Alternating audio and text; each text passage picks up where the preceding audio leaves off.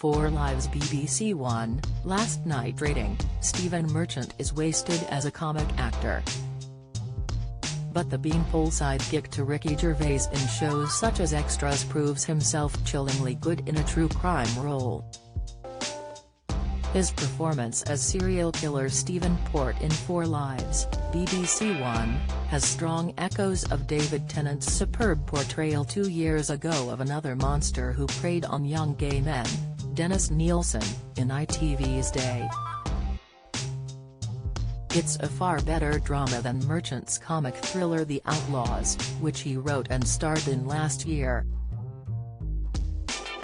In comedy he is limited, relying on gormless charm and a needy willingness to please.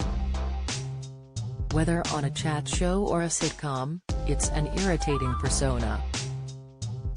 But as a loner whose social awkwardness masks his psychopathic urges, it's creepily mesmeric.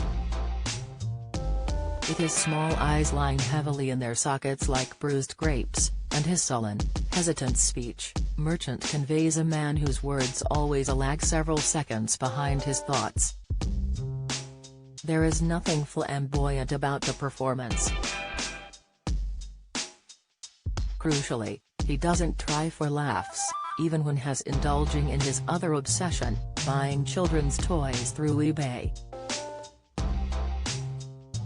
But he shows us the cunning that drives in the killer's slow mind, a cunning that the police completely failed to comprehend. Like his naive neighbor Ryan, Samuel Barnett, they see him as a bit quirky but harmless enough. Port was a chef in his late 30s, who lured men to his flat embarking through sex websites and dating apps. He drugged and raped his victims, before dumping their bodies. Like Nielsen, he was as incompetent as he was callous.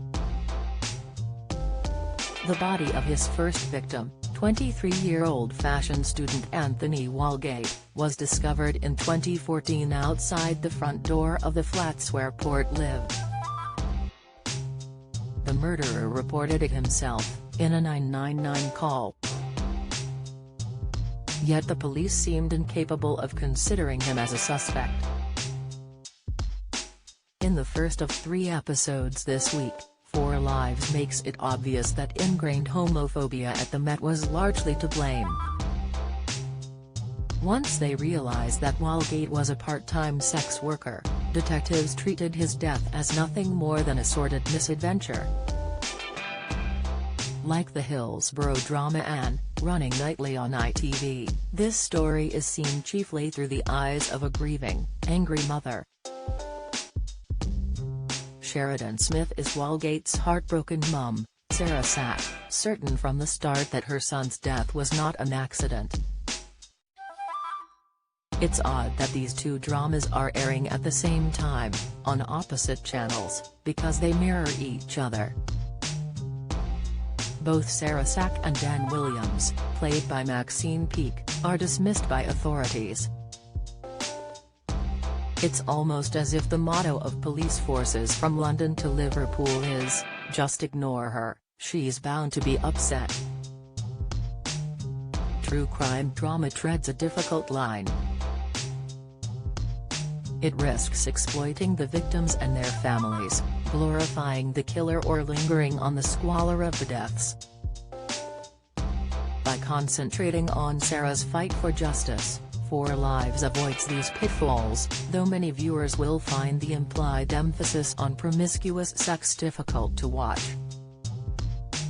A scene where Port and Ryan play with toy lorries as they discuss their fondness for twinks, or gay men who look like adolescents, is particularly unsettling. Smith is in her element as the woman driven to find the truth, for fear that otherwise she will always blame herself for her son's death. She is keeping a lid on her hysterical grief but cannot stop it leaking out in her tears and her cracked voice. When emotion that intense is channeled into a cause, a campaign, it becomes unstoppable. Watching Sarah Sack force the Met to care about her son will be an education.